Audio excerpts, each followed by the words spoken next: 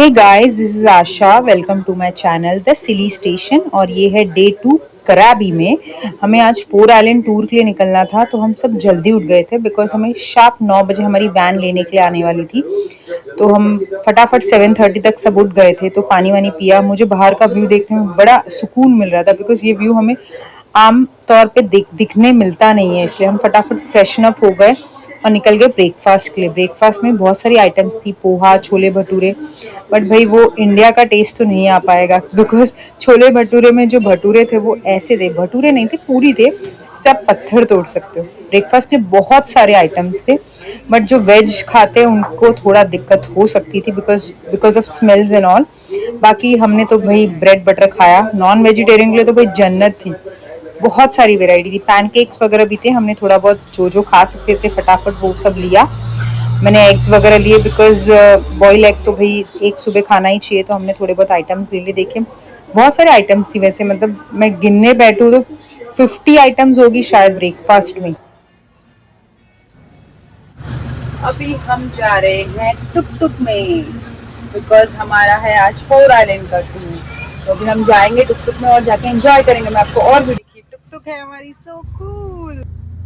तो हम निकल चुके थे 4 आइलैंड टूर के लिए। हमारी वैन हमें एग्जैक्ट टाइम पे लेने के लिए आ गई थी, तो हम फटाफट वैन पे बैठ के निकल गए बिकॉज वहाँ पे ना सब बहुत टाइम के पंचुअल होते हैं। मतलब मैंने ये चीज़ नोटिस की, अगर आपने 7:30 का टाइम बोला है तो वो 7:30 तक आ ही जाएंगे। बहुत रेयरली ऐसा होता है कि वो लोग कभी लेट होते हैं। देखिए क्या व्यू थे, मतलब हम सब बहुत एक्साइटेड थे बिकॉज अर्ली मॉर्निंग में लोग सब वैसे भी बहुत एक्साइटेड और सब अच्छे मूड में रहते हैं। तो हम सब बड़े एक्साइटेड थे कि हम पहुँचेंगे। पहले हमें रजिस्ट्रेशन के यहाँ पे जाना था जहाँ पे रजिस्ट्रेशन होगा।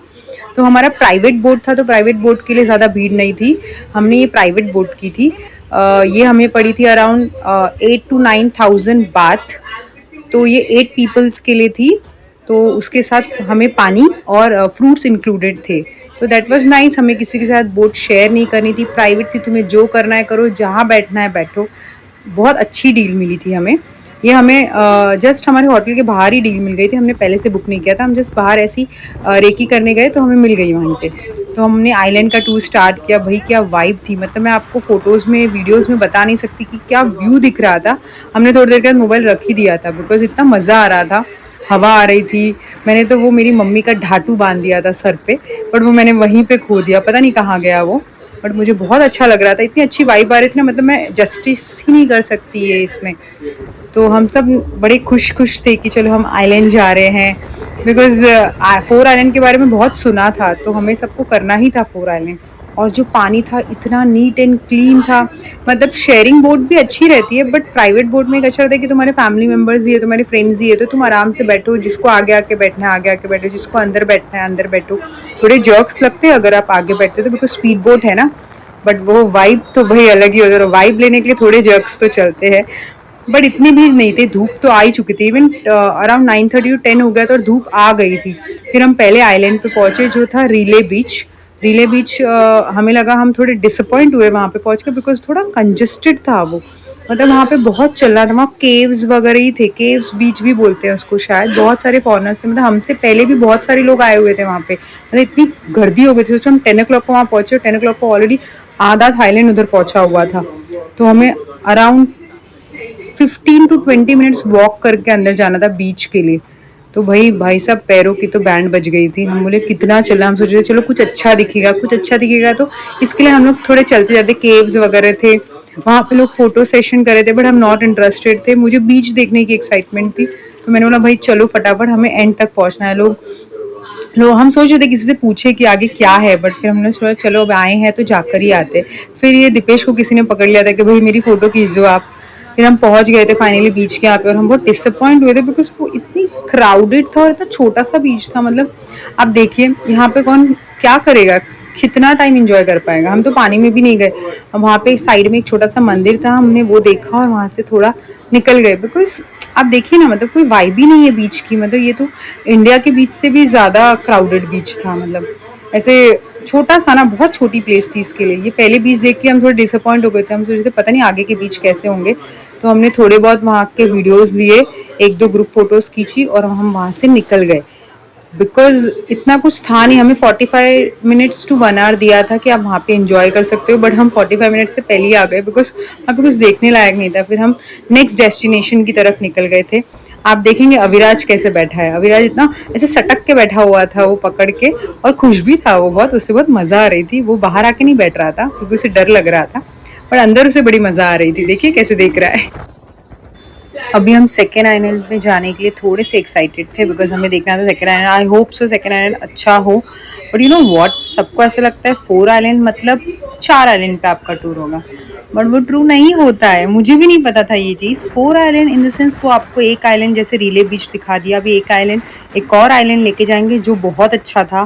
फिर उसके बाद एक चिकन आइलैंड होता है जो आपको स्पीड बोट से ही दिखा दिया जाता है कि देखो चिकन आइलैंड है, आप वहाँ से फोटोज़ खींच लीजिए।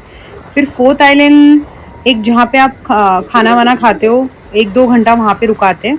फिर वहीं से आते समय आपको स्नोर्कलिंग वगैरह करवाते हैं, दैट्स इट। मतलब that is the 4 island tour का जो पैकेज होता है वो ऐसा होता है। अभी हमें लगा था 4 आइलैंड पे जाएंगे हम, बट वो 4 आइलैंड नहीं होता है काउंटिंग में। फिर हम निकल चुके थे सेकेंड आइलैंड पे जाने के लिए। थोड़े से एक्साइटेड थे और नर्वस भी बिकॉज मैं आगे बैठी थी और पीछे देखो सोनम को हम में से किसी को अंदर नहीं बैठा था, सबको बाहर ही आना था भले धूप उड़ती। इसलिए हम सेकेंड थर्ड डे पे ही फुल टैन हो चुके थे बिकॉज हम अंदर बैठे ही नहीं, हम शेड में गए नहीं। मैं तो पूरा टाइम बाहर ही थी। और देखिए क्या व्यू था, वो सामने जो आपने देखा ना वो चिकन आइलैंड दिख रहा था। फिर हम पहुंचने ही वाले थे सेकेंड आइलैंड पे। तो ये थोड़ा बहुत अच्छे अच्छे व्यूज़ है जो मैं आपको दिखा रही हूँ। फिर दीपेश ने मेरा जो ब्लूटूथ था स्टैंड वो लेके वो वीडियोस निकाल रहा था। फिर हम सेकेंड आइलैंड पे ऑलमोस्ट पहुंच चुके थे। सेकेंड आइलैंड का पानी इतना नीट एंड क्लीन था कि भाई मज़ा आ गया देख के। मतलब हम देख के इतने खुश हो गए थे ना, हम लोग वाह क्या बीच है। मतलब मुझे ये बीच ने मेरा दिल खुश कर दिया। छोटा था बट पब्लिक भी कम थी, और जहाँ पे उसने हमारी हमारी बोट रोकी थी वहाँ पे इतनी पब्लिक भी नहीं थी। तो हमने बहुत सारे फ़ोटोज़ वीडियोज़ लिए। मैं थोड़े बहुत रील्स बनाने का ट्राई कर रही थी, पर देखिए मैं रील्स बनाने गई, अविराज ने मेरा स्कार्फ ऐसे खींचा और ले लिया। फिर मेरा वो रील बनी भी नहीं और मुझे इसके बाद वो स्कार्फ मिला भी नहीं।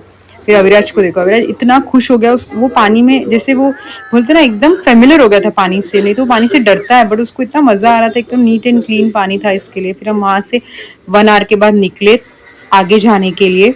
फिर हम सब बैठे थे, थोड़े ठंडे पड़ चुके थे बिकॉज हम थक गए थे, बिकॉज हमने प्रॉपर पानी के अंदर गए, हम थोड़े स्विम वगैरह किया बिकॉज पानी बहुत नीट एंड क्लीन था और ऐसे नॉर्मली बीचेस पे स्विम करने मिलता नहीं है। तो हमें बहुत मज़ा आ रहा था। पानी देखिए कितना ब्लू था एकदम, शेड वगैरह के साथ हमें जो बोट मिली थी, मेरा तो दिल खुश हो गया था। फिर हम एक आइलैंड पे रुके जहाँ पे हमारा फूड एंड ऑल सब हमें जो भी हमने इंक्लूड नहीं किया था, तो हमने थोड़े बहुत जो चीज़ें लेके आई थी वो खाई।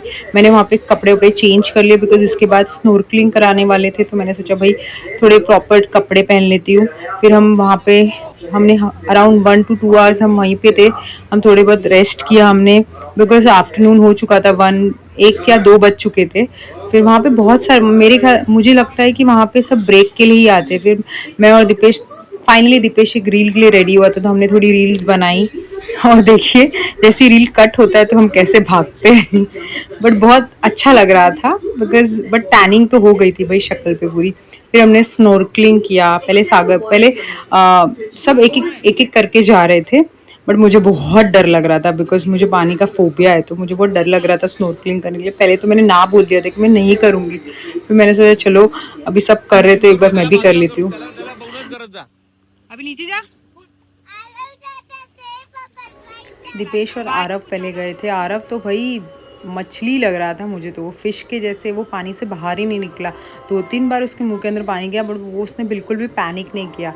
और दीपेश भी स्टार्टिंग से एंड तक पानी के अंदर ही था। वो लोग को बहुत मज़ा आ रहा था। फिर हम सब एक एक करके जा रहे थे। पहले रानी गई थोड़े टाइम के लिए, फिर सागर भाई गए, सोनम गई, फिर मैं गई।